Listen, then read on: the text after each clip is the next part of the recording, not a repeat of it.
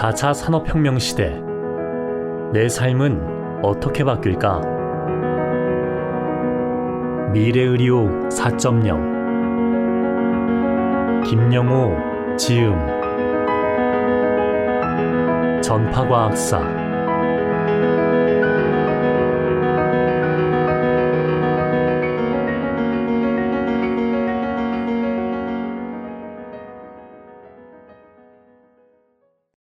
서문. 살아있는 사람의 뇌에 로봇팔을 연결한 과학자. 손과 머리뼈를 3D 프린터로 프린트해서 만드는 과학자. 암 치료에 쓸 수 있는 나노자석을 가진 박테리아를 연구하는 과학자. 냄새로 병을 진단하는 전자코를 만드는 과학자. 마이크로칩으로 DNA를 분석하는 과학자를 필자가 만났다. 또한 암수술하는 로봇, 공식적으로 의료기기가 된 인공지능, 옷처럼 입는 로봇, 잘린 다리도 재생해내는 도롱뇽도 필자가 만났다. 마치 먼 미래를 보여주는 영화에서나 나올 것 같은 것들이 바로 지금 우리가 살고 있는 시대에 등장하였다. 또 한 번 시대가 변했다. 전문가들은 4차 산업혁명 시대가 이미 시작되었다고 말한다. 아직은 나와 상관없을 것 같은 4차 산업혁명 시대의 첨단 기술들은 내 삶을 어떻게 바꿔놓았을까? 잠시 스마트폰을 생각해보자. 10년 전 스마트폰이라는 것이 등장하더니 어느새 우리는 아침부터 밤에 잠이 들 때까지 손에서 스마트폰을 놓지 않는 삶을 살고 있다. 전화는 물론이고 카톡으로 친구나 애인과 수다를 떨고 인터넷에 접속하여 뉴스나 게임도 즐긴다. 스마트폰이 처음 나왔을 때 휴대폰이 전화만 되면 되지 다른 기능이 무슨 필요가 있느냐고 생각했던 사람이 많았다.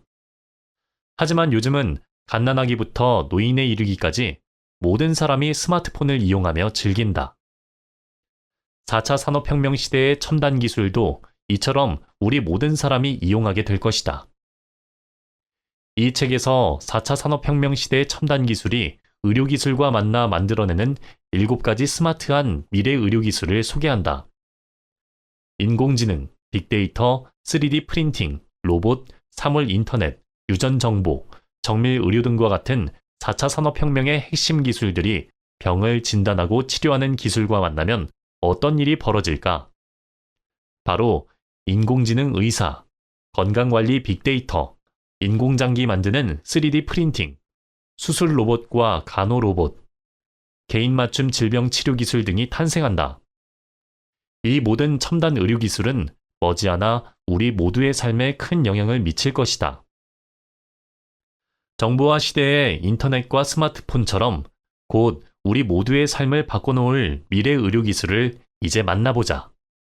이 책의 일부에서 인공지능과 빅데이터가 우리의 건강과 질병에 관해서 어떤 변화를 이끌고 있는지 소개한다.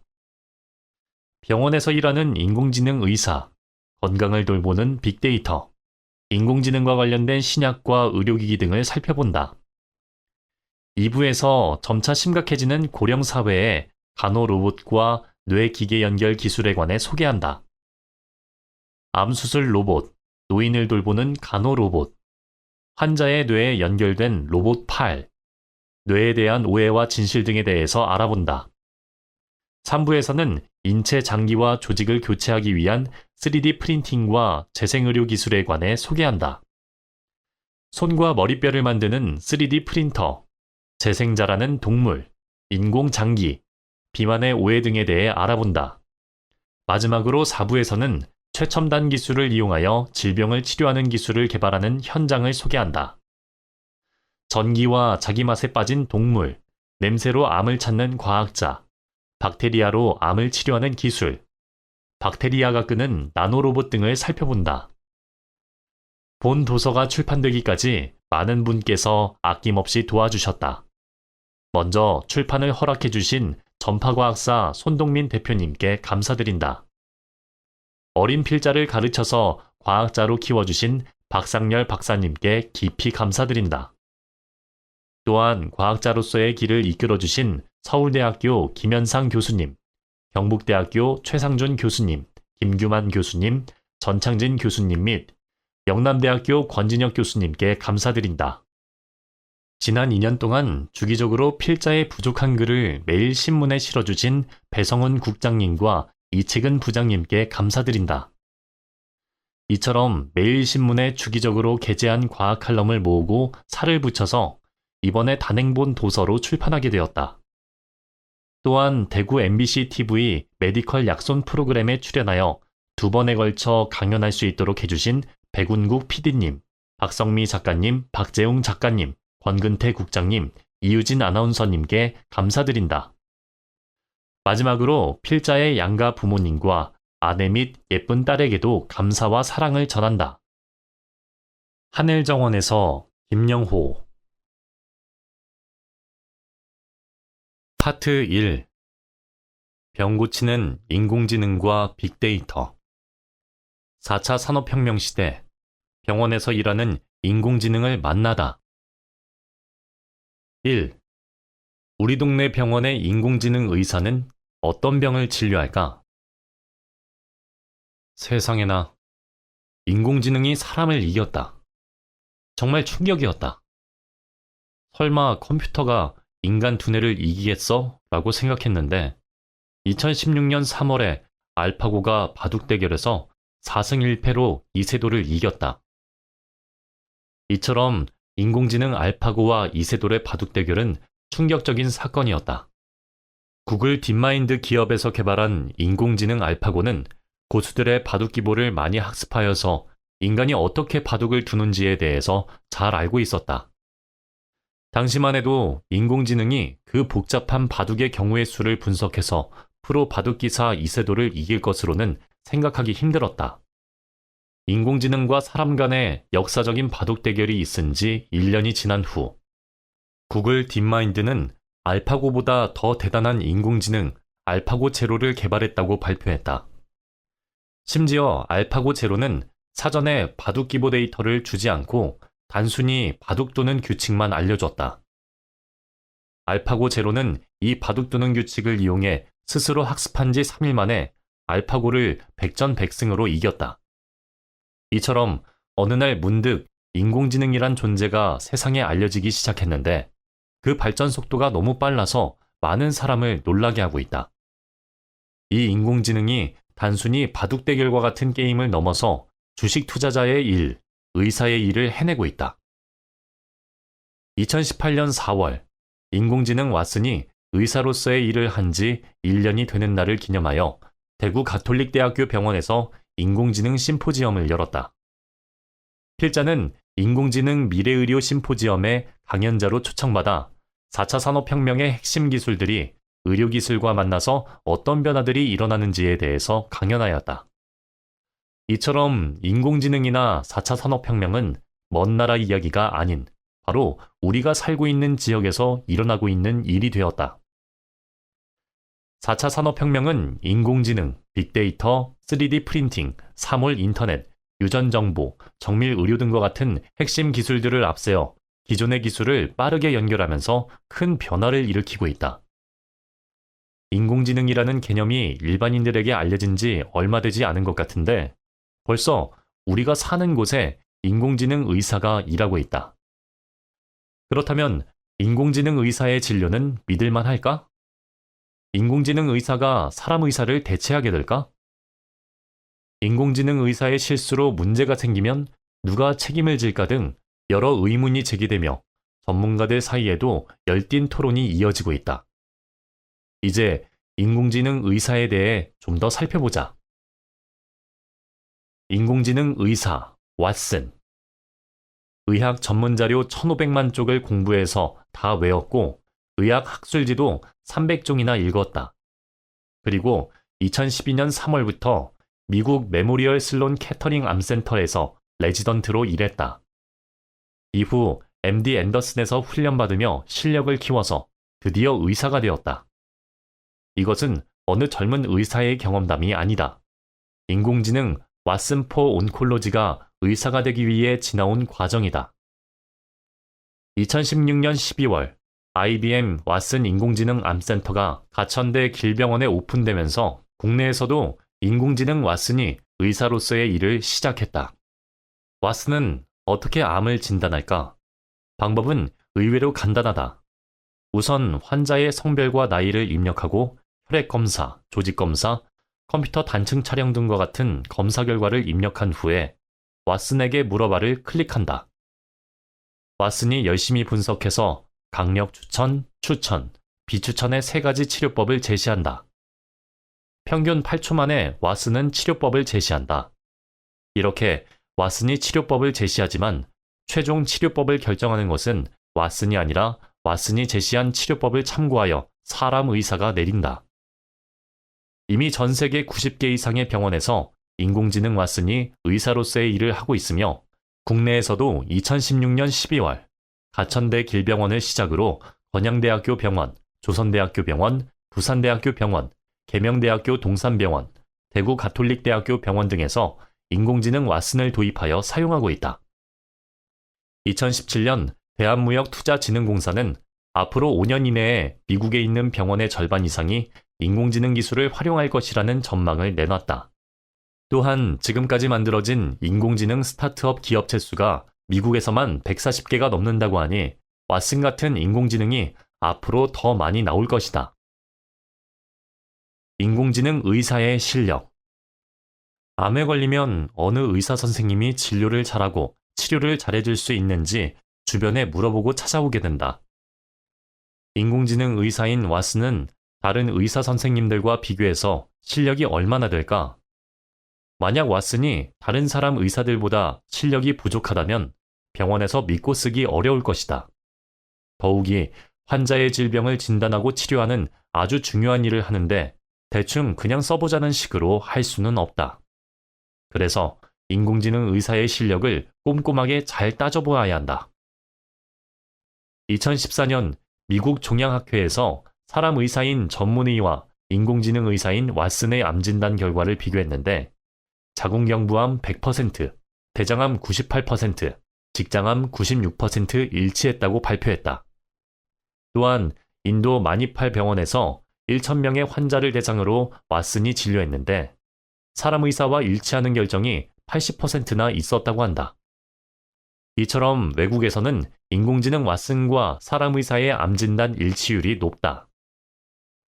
그럼 우리나라에서는 어떨까? 우리나라에서 최초로 인공지능 의사 왓슨을 도입한 가천대 길병원은 2017년 12월 인공지능 의사 왓슨의 진료 결과에 대해 공개했다. 2016년 12월에 처음 도입되어 2017년 11월까지 인공지능 왓슨이 의사로서 일한 결과는 다음과 같다. 총 557명의 환자가 왓슨을 이용해서 진단을 받았다. 이 중 대장암 환자 118명에 대하여 왓슨이 강력 추천으로 제시한 치료법과 사람 의사가 제시한 치료법의 일치율은 55.9%였다. 그리고 왓슨이 강력 추천한 것뿐만 아니라 추천한 것까지 포함하여 사람 의사의 판단과 일치하는 비율을 보면 대장암 결장이 78.8%, 대장암 직장이 77.8%, 위암이 72.7% 등으로 나타났다. 똑같은 인공지능 왓슨을 사용했는데 왜 외국보다 사람 의사와의 일치율이 낮을까?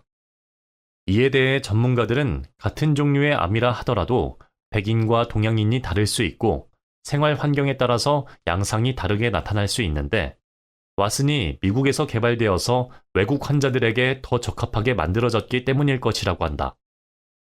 왓슨이 우리나라에 온 지 얼마 되지 않아서 아직 우리나라 사람들을 잘 파악하지 못하는 부분이 있는 것 같다.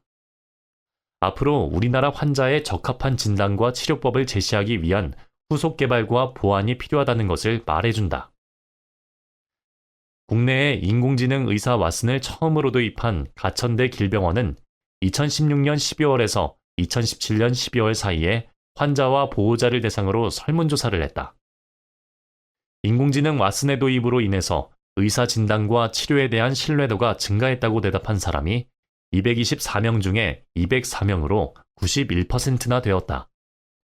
또한 인공지능 의사 왓슨의 진료에 대해서 환자 51명 중 48명, 즉 94%나 매우 만족한다고 응답했다. 이와 같은 인공지능 의사에 대한 호응 속에 앞으로 더 다양한 질병들을 진단하고 치료하는 데 인공지능이 사용될 것이다.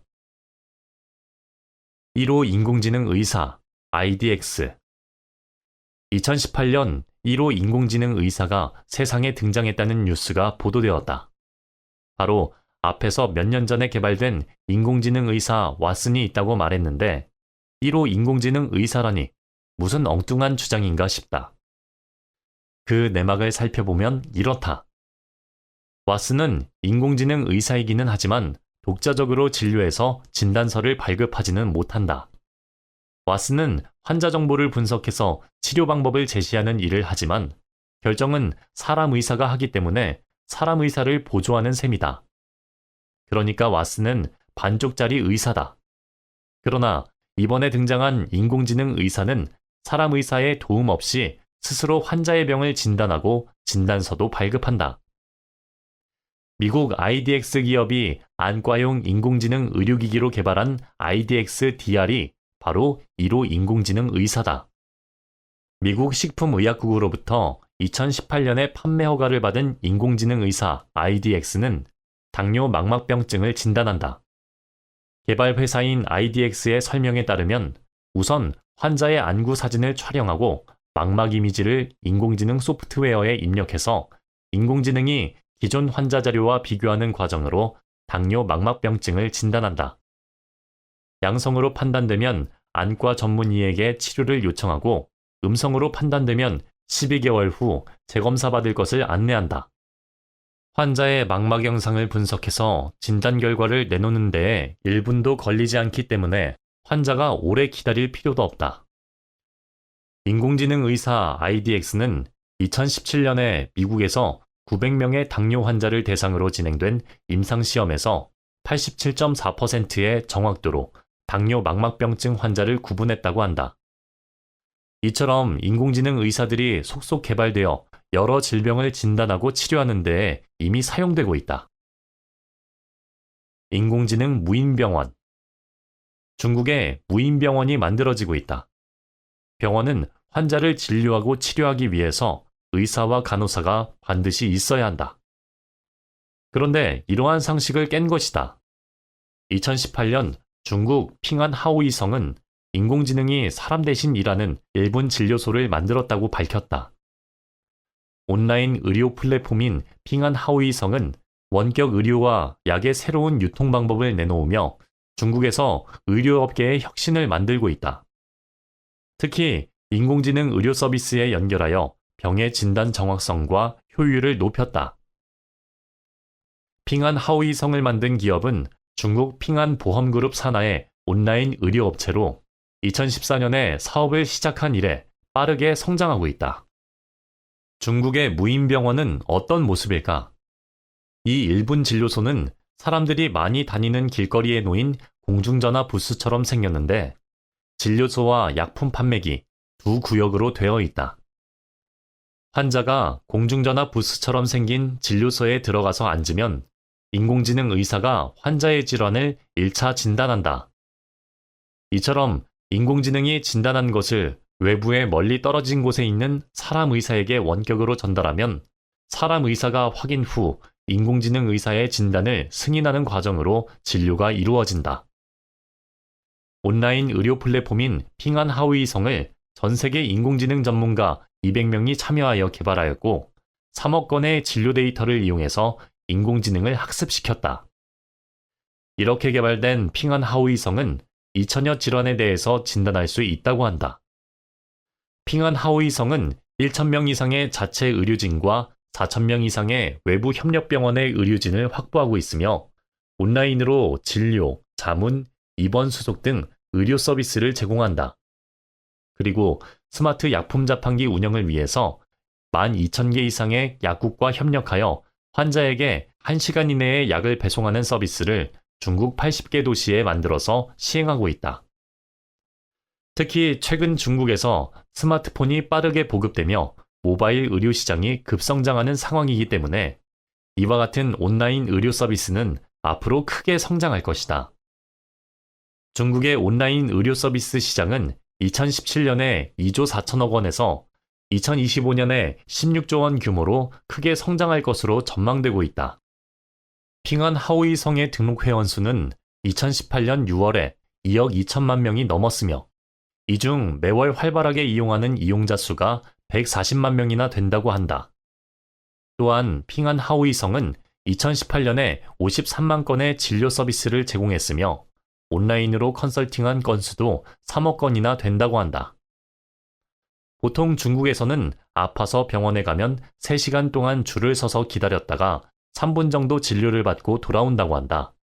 그래서 큰 병이 아니거나 바쁠 때는 핑안 하우이성과 같은 온라인 진료를 받는 것이 좋다고 말하는 사람이 많다. 핑안 하우이성의 고객 만족도가 97%나 된다고 하니 중국인들이 인공지능을 이용한 원격 진료를 얼마나 선호하고 있는지 알 수 있다. 이와 같은 무인병원은 대도시뿐만 아니라 병원이 없는 시골 오지마을에서 환자를 진료하는 데에도 중요한 역할을 할 것이라고 한다. 핑안 하우이성 기업체는 중국 전역에 2018년 연말까지 1000곳 이상 무인 진료소를 만든다는 계획을 발표했다. 또한 향후 3년 이내에 중국 전역에 수십만 개의 무인 인공지능 진료소를 세울 계획도 밝혔다. 이처럼 중국에서는 이미 인공지능을 의료 서비스에 이용하는 기업체가 생겨나서 크게 성장하고 있다. 인공지능이란 말을 들은 지가 불과 몇 년밖에 되지 않은 것 같은데 이미 우리나라를 비롯한 세계 곳곳에서 인공지능 기술 개발이 급속도로 진행되고 있다. 특히 질병을 진단하고 치료하는 과정에 인공지능을 이용하기 위한 기술을 개발하고 개인 맞춤형 치료 방법을 제공하거나 질병이 생기기 전에 예방하기 위한 기술들도 빠르게 인공지능과 연결되고 있다. 인공지능 기술이 더욱 발달한다면 우리가 더 건강하고 풍요로운 삶을 살 수 있을 것으로 기대된다. 2. 인공지능과의 첫 데이트. 무슨 말을 하지? 인공지능은 어떤 모습일까? 라는 궁금증과 설레는 마음을 가지고 얼마 전 서울 코엑스 전시관에서 열린 인공지능 전시회에 다녀왔다. 인공지능을 단순히 최신 컴퓨터 프로그램이라고 말하기는 어렵지만 그렇다고 무언가 실체가 있는 기계로 보기도 어렵다. 인공지능은 이미 주식 투자자, 의사, 화가, 작곡가, 연구원 등과 같이 사람이 하는 일을 스스로 하고 있다. 이뿐만 아니라 빅데이터를 분석하고 질병을 진단하는 의료기기로서의 역할도 하고 있다. 인공지능 전시회에서 만난 인공지능의 모습은 눈에 보이지는 않지만 이처럼 다양한 모습으로 여러 분야에서 활용되고 있었다. 인공지능이란 무엇이며 요즘 어떤 일을 하고 있는지 좀 더 살펴보자. 그리고 우리의 건강과 관련된 헬스케어 분야에서 인공지능이 어떻게 사용되고 있는지에 대해서도 들여다보자.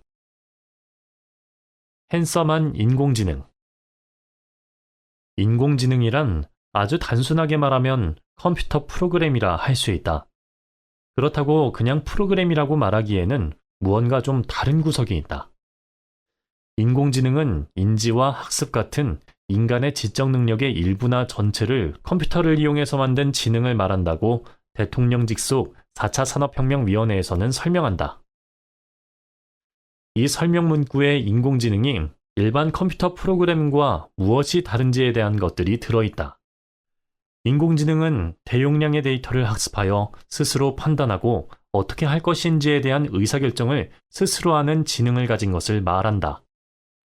몇 년 전부터 인공지능이란 말이 많이 들려오고 유명해져서 이제는 일반인들에게도 익숙할 것이다. 그렇지만 인공지능은 사실 수십 년 전에 개념이 만들어져서 꾸준히 발전을 거듭해왔다. 역사적으로 보면 1956년에 인공지능이라는 개념이 처음 만들어졌고 이후 1970년 중반에서 1980년대 후반까지는 제대로 발전하지 못하는 암흑기를 지냈다. 이 인공지능의 개념이 예전에는 기계학습 또는 머신러닝이라고 불리며 전문가들 사이에서만 통용되고 개발되어 왔다. 이후 2010년부터 인공지능 기술은 급속도로 발전하였고 일반인들을 깜짝 놀라게 하는 여러 기술이 개발되었다. 대표적으로 2011년에 인공지능 왓슨이 제퍼디쇼라는 퀴즈 프로그램에서 사람을 이기고 우승한 일이나 2016년에 인공지능 알파고가 이세돌을 바둑 경기에서 이긴 일이 그렇다. 그리고 2017년에 알파고 제로가 개발되었다. 대통령 직속 4차 산업혁명위원회에서는 이러한 인공지능 기술이 앞으로도 빠르게 발전할 것으로 내다보며 다음과 같이 전망한다. 2024년에 인공지능 칩이 상용화되며 2025년에 유사 전이학습 인공지능이 개발되고 2026년에는 뇌와 기계를 연결한 뇌기계 인터페이스가 개발될 것이다. 그리고 2029년에 맥락 기반 상황인지와 상황변화 적응학습 기술이 개발되고 2030년에 비지도 학습 인공지능 기술이 개발될 것이라고 전망한다. 최근에 와서 인공지능이 이렇게 인기를 끌며 중요한 기술로 빠르게 발전하는 주된 이유는 바로 빅데이터 때문이다. 과거에는 데이터의 양이 많지 않았을 뿐만 아니라 예전에는 많은 양의 데이터를 수집하고 모을 방법이나 기계도 별로 없었다. 그러나 최근에는 정보통신이 발달하고 의료기기 등이 발달하면서 일상생활과 산업 전 분야에서 쉴 새 없이 엄청난 양의 데이터가 쏟아지고 있다. 바로 빅데이터다. 이렇게 데이터가 엄청나게 많아지고 나니 데이터를 분석해서 무언가를 찾아내거나 예측하는 것이 매우 어려워졌다. 이러한 상황에 인공지능이 짠하고 등장했다. 인공지능은 어마어마한 양의 빅데이터를 분석해서 결과를 내놓고 무언가를 예측하는 일을 하는 해결사 역할을 하고 있다. 그래서 요즘 인공지능의 인기가 하늘을 향해 치솟고 있다. 몇 년 전만 해도 바둑 대결이나 퀴즈쇼에서 인공지능이 사람을 이겨서 깜짝 놀랐는데 요즘은 인공지능이 주식 투자도 하고 의사로서의 일도 한다. 뿐만 아니라 사람만이 가진 고유한 창의성의 결과물이라고 여겨져 왔던 음악을 작곡하는 일이나 그림을 그리는 화가의 일도 인공지능이 하고 있다. 인공지능은 의료, 금융, 에너지, 제조, 안전, 화학, 식품, 건축, 농수산업, 도시, 복지 등 거의 모든 산업 분야에 연결되어 미래 산업을 이끌어가는 핵심적인 역할을 해나갈 것이다. 인공지능을 산업에 쓰면 어떤 점이 좋을까? 몇 가지 예를 보면 쉽게 알 수 있다. 자동차를 보자. 지금은 부분적인 자율주행이 가능한 자동차가 개발되어 있다. 그러나 미래에는 인공지능이 결합되어서 완전 자율주행이 가능한 자동차가 개발될 것이다. 공장을 보자. 지금은 하나의 공장 내에 자동화 설비를 갖추고 있다. 그러나 미래에는 인공지능을 통해 공장과 공장이 연결되어 모든 공정이 자동화될 것이다. 그리고 에너지 분야를 보자. 지금은 건물 내 에너지 효율을 높이는 기술이 개발되어 있다. 미래에 인공지능이 연결되어 하나의 건물뿐만 아니라 여러 건물들 또는 나라 전체 건물들의 전력 상황을 파악하고 분석해서 국가 전력망을 효율적으로 가동시키는 기술이 개발될 것이다. 이처럼 인공지능은 각 분야에 연결되어 놀라운 결과물을 계속 만들어 나갈 것이다. 헬스케어의 두뇌, 인공지능. 얼마 전 웰빙이 유행하더니 요즘은 소확행이라고 하는 작지만 확실한 행복을 추구하는 사람들이 많아졌다. 웰빙이나 소확행은 행복하게 살고자 하는 인간의 가장 근본적인 욕구다. 이 모든 것은 건강이 있어야 가능하다. 아무리 행복을 주는 많은 것들이 있어도 건강을 잃어버리면 그 행복을 누릴 수 없고 내 것으로 만들 수도 없다. 우리나라는 노인 인구가 점점 증가하여 고령화 사회를 지나 이미 고령 사회에 진입했다. 또한 병이 나기 전에 미리 건강을 관리해서 병에 걸리지 않도록 하려는 젊은 사람들의 관심도 많이 커졌다. 이처럼 어느 시대보다 건강에 대한 관심과 투자가 많은 시대에 살고 있다. 이러한 시대적인 요구에 맞춰서 스마트하게 건강을 관리해주는 헬스케어 기술들이 빠르게 발전하고 있다. 잠시 스마트폰을 생각해보자. 10년 전에 스마트폰이 등장하더니 지금은 거의 모든 사람이 스마트폰 하나씩은 가지고 있을 정도로 빠르게 확산되었다. 그냥 전화기 정도로 생각해왔던 휴대폰이 스마트해져서 이제 인터넷 검색이나 개인뿐만 아니라 은행 송금이나 각종 업무도 척척 처리해내는 내 손 안에 성능 좋은 컴퓨터가 되었다. 이 스마트폰은 우리 생활 구석구석을 빠르게 변화시켜 왔다. 예전에는 건강을 관리하기 위해서 규칙적으로 운동하고 몸에 좋은 음식을 먹고 좋은 생활 습관을 들여서 실천하는 것이 전부였다. 그런데 최근에는 스마트폰을 이용해서 식단이나 운동 등 건강과 관련된 것을 관리해주는 앱들이 개발되었다. 또한 정보통신기술 융합의료기기 기술이 개발되면서 일상생활 속에서 건강에 관련된 많은 데이터를 수집하는 것이 예전보다 훨씬 쉬워졌다. 이외에도 인터넷에 접속하면 언제 어디서든지 수많은 건강이나 질병에 관한 정보와 자료들을 얼마든지 얻을 수 있다. 그것도 내 손 안에 있는 작은 스마트폰 하나면 가능한 시대에 살고 있다. 인공지능은 4차 산업혁명의 큰 변화들을 이끌어가는 핵심 두뇌로서 주목받고 있다. 인공지능은 사람의 두뇌처럼 인지, 학습, 추론, 판단을 스스로 해내는 컴퓨터 프로그램이다. 인공지능은 환자의 임상 데이터를 모니터링하고 아주 방대한 양의 전문적인 의료 정보를 분석하는 일도 척척 해낸다. 최근 인공지능이 병원에서 의료 영상 장비로 촬영한 영상을 판독하는 일을 하며 실력을 뽐내고 있다. 인공지능은 의료 데이터를 분석해서 질병이 있는지를 진단하는 일뿐만 아니라 의료 빅데이터를 분석해서 질병을 예방하도록 돕는 일도 할 수 있다. 또한 내게 딱 맞는 개인 맞춤형 치료를 하도록 도움을 줄 수도 있어 인기가 높다. 한마디로 인공지능이 고품격 개인 맞춤형 의료 서비스를 제공해준다고 할 수 있다. 의료 분야에서 인공지능이 하는 일은 3가지 종류가 있다. 첫째, 병원에서 환자를 진단하고 치료하는 과정에서 작성하는 전자의무 기록이나 병원 차트에 저장된 환자 진료 기록과 환자의 DNA 유전체 데이터 등의 의료 데이터를 분석하는 일. 둘째, 병원에서 건강검진을 위해 촬영한 엑스레이, 컴퓨터 단층 촬영, 자기공명 영상 등과 같은 의료 영상을 판독하는 일.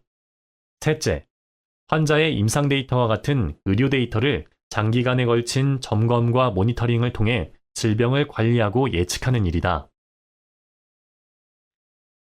질병을 진단하는 인공지능.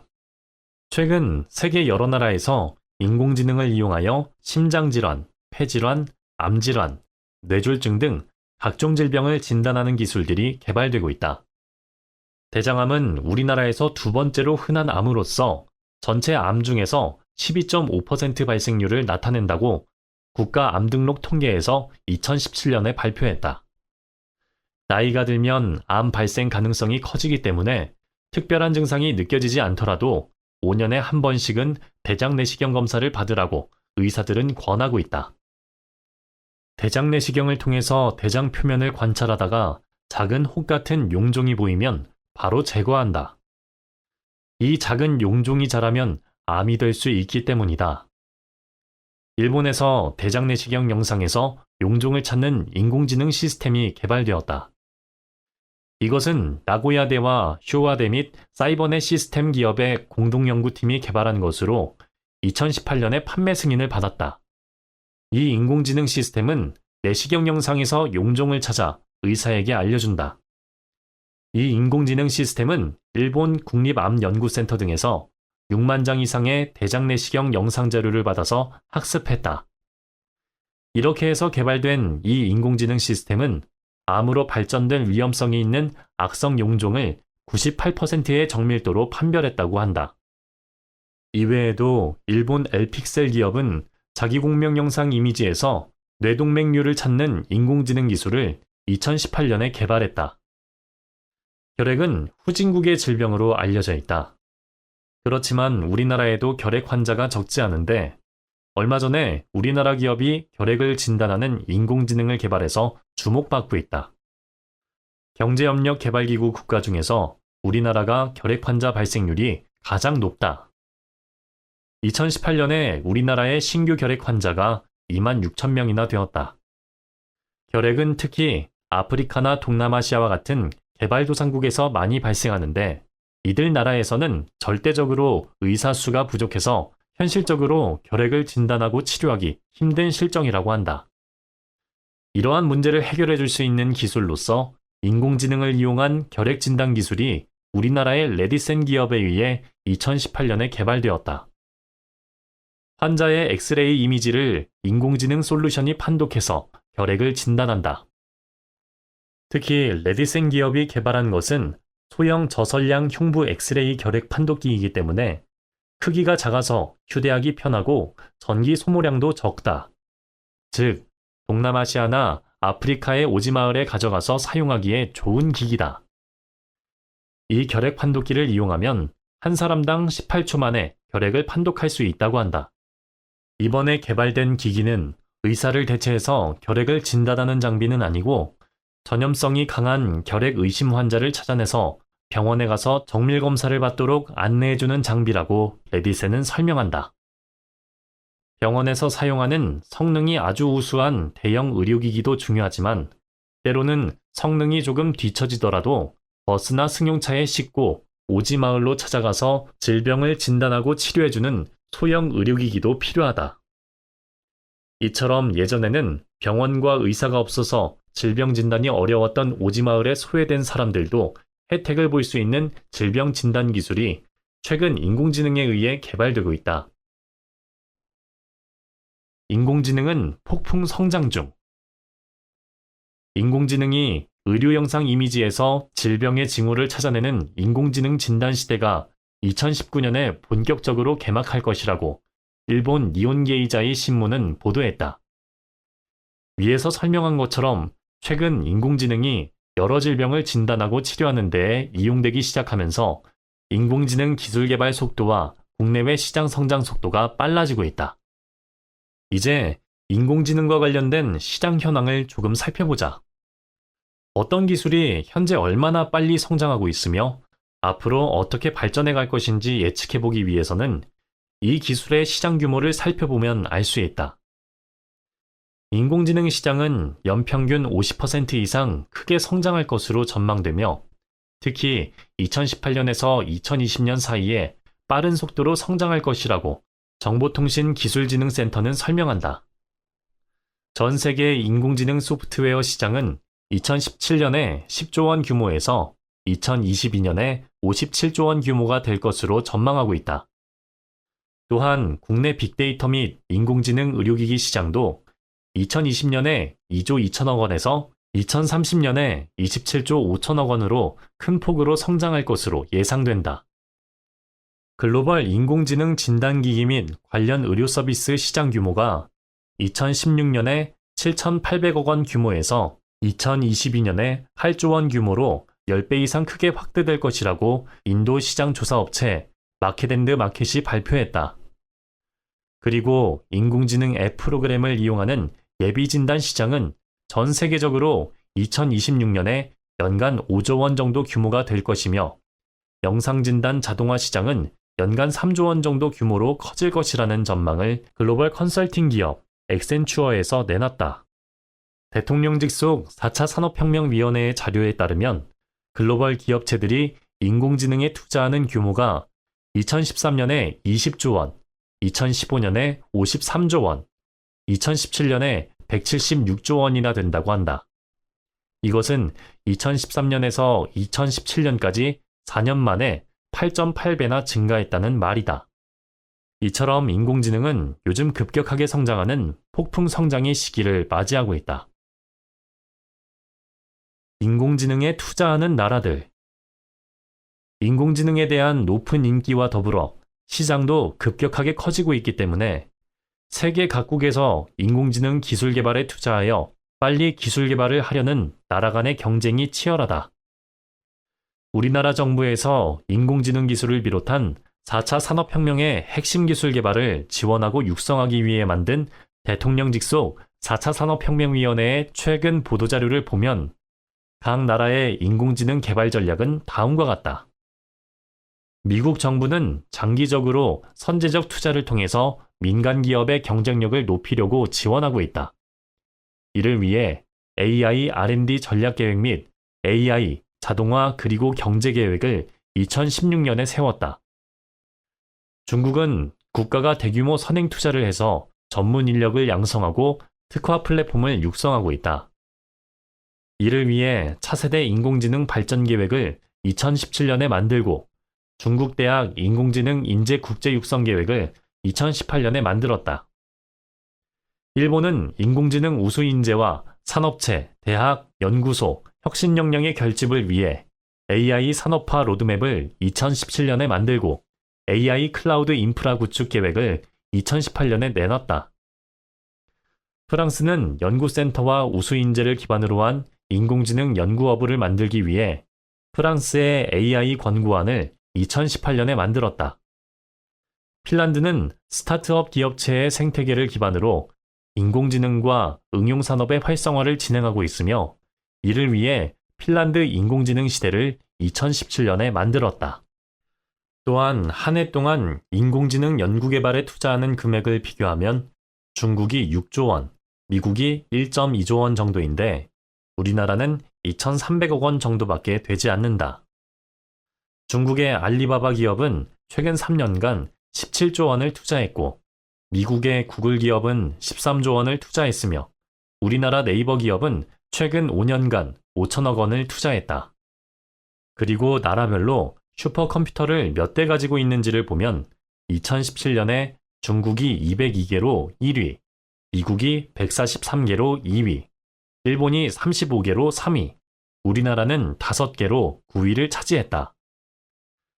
자료가 말해주듯 인공지능 개발에 중국과 미국이 치열한 경쟁을 하고 있으며 특히 중국의 투자와 기술 개발 속도는 엄청나다는 것을 알 수 있다. 투자 규모나 슈퍼컴퓨터의 대수에서 다른 나라에 비해 크게 뒤처지는 우리나라는 어떻게 해야 할까? 우리나라의 비교적 열악한 환경을 탓하며 포기할 것이 아니라 우리나라만의 강점을 찾아 집중 투자하며 인공지능 기술을 키워나가야 한다. 우리나라는 지난 수십 년간 한강의 기적을 이뤘을 뿐만 아니라 세계 최고의 기술력을 가지고 세계 최고의 제품을 많이 만들어 내놨다. 이에 우리나라 정부는 우리의 강점인 정보통신 기술 기반을 이용해서 경쟁력 있는 인공지능 기술을 개발하도록 지원하는 전략을 만들었다. 정보통신 기술이라는 강력한 무기를 가지고 인공지능 기술을 개발한다면 세계 어느 나라와도 경쟁해서 이길 자신이 있다는 것이다. 또한 인공지능 알고리즘의 오픈소스화와 산업적 활용 초기 단계에 있기 때문에 전략적인 기회들이 있다고 판단하는 것이다. 쉽게 말하면 아직 인공지능 기술 개발이 전 세계적으로 초기 단계에 있어서 어느 나라도 독보적인 우수한 인공지능 기술을 가진 나라가 없다. 그리고 인공지능 기술을 개발하는 기업이나 연구소들이 인공지능 기술의 핵심인 소스를 공개하는 분위기가 조성되어 있어서 이러한 공개된 오픈소스를 이용해서 더 좋은 인공지능을 개발하는 것도 가능하다. 이러한 상황을 전략적으로 잘 이용하면 산업에 적용이 가능한 여러 인공지능 기술을 개발할 수 있다는 것이다. 우리나라 과학기술정보통신부와 대통령 직속 4차 산업혁명위원회는 아이코리아 4.0 실현을 위한 인공지능 R&D 전략을 2018년에 만들어서 발표했다. 이것은 인공지능 기술이 확산되어 각 분야의 혁신적인 성장을 이끌어가도록 하기 위해서다. 인공지능이 사회적으로, 경제적으로 파급력이 매우 크기 때문에 기술과 인재 및 기반 조성을 종합적으로 분석해서 집중 지원함으로써 경쟁력 있는 우수한 인공지능 기술을 개발하도록 하기 위한 것이다. 우리나라 정부는 2018년에서 2022년 사이 5년 동안 2.2조 원을 투자하여 기술력을 확보하고 최고급 인재를 양성하고 개방협력형 연구 기반을 조성할 계획이다. 정부는 현재 인공지능이 많은 산업 분야에 활용되기 시작하는 단계라고 보고 정부가 직접 서비스를 제공하거나 공공 데이터를 활용해서 핵심 기술 개발을 추진하기로 정했다. 우리나라는 정보통신기술 산업이 많이 발전했을 뿐만 아니라 각 분야에 축적된 많은 빅데이터를 가지고 있기 때문에 이러한 장점을 이용해서 인공지능 기술을 개발하려는 전략이다. 특히 국방이나 의료 및 안전 등과 같은 공공 분야의 빅데이터를 이용해서 인공지능 핵심 기술을 개발하는 것을 정부가 주도해서 지원하고 육성할 계획이라고 밝혔다. 또한 위험성이 큰 기술이나 차세대 기술 분야에 대해서는 장기적인 투자를 정부에서 해나갈 계획도 세웠다. 인공지능이 원래 인간의 지능을 모방해서 만든 기술이기 때문에 고도화된 인공지능을 개발하기 위해서는 사람의 뇌에 대해서 좀 더 연구해서 알아야 한다. 따라서 정부에서 뇌 신경회로망 작동 원리를 규명하여 현재의 인공지능이 가진 한계를 극복할 수 있도록 뇌 과학 연구에 장기적으로 지원하여 차세대 인공지능 개발의 토대를 마련할 계획도 가지고 있다. 향후 인공지능이 여러 분야에서 실제로 사용될 때에 인공지능이 실수나 잘못을 하는 것을 미리 방지하는 대책도 필요하다.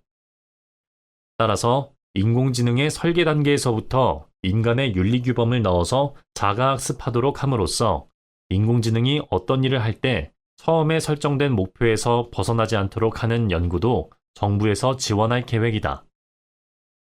지난 10년 동안 소리 없이 우리 생활의 많은 부분을 변화시켜온 인터넷처럼 앞으로는 인공지능이 우리 생활 전반에 큰 변화들을 이끌어갈 것이다.